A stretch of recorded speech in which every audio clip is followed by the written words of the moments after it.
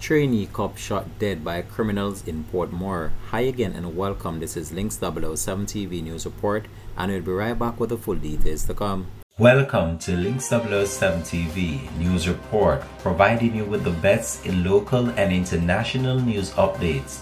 This is a place where you can get the most reliable and informative news information. Links 007 TV News Report. Welcome back and thanks for joining us for Links 007 TV News Report. A trainee police officer was shot and killed by criminals in Greater Portmore, St. Catherine.